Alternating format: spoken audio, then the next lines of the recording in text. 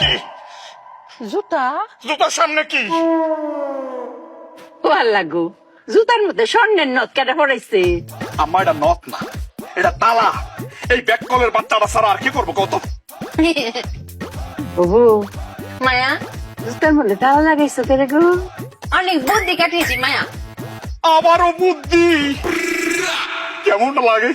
ও বউ তোমার না কতবার কইরা কই বউ গো আর তুমি বুদ্ধি কাটাইও না।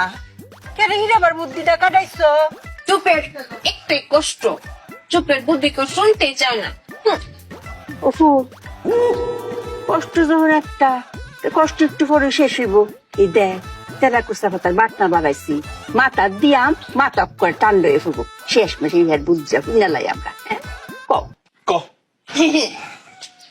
মায়া পরশু দিন নজরুল ভাই বাড়িতে চুরি হয়েছিল না, জুতা চুরি হয়েছিল, তখন আমি বুদ্ধি কাটিয়ে বের করেছি এই চোর যদি আমাদের বাড়িতে আসে জুতা চুরি করছে তখন এই জন্য জুতাতে তালা মেরে রেখেছি।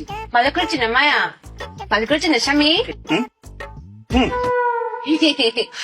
বুদ্ধি গো মায়, তুমি অনেক বুদ্ধি কাটাইছো। অঙ্ক তো জুতার লগে লগে তালা যদি লয়ে যায় তো আমও গেল সালাও গেল, তখন কি করবা? আম চালা না মায়া, জুতা আর তালা। ওই তো এখন জুতা আর তালা গেল তখন কি হইব? এখানেই তো মায়া বুদ্ধি দিয়ে তব্দে লাগিয়ে ফেলেছি। কি বুদ্ধি শুনবেন? শুনেন, আপনার বুদ্ধি পারবে।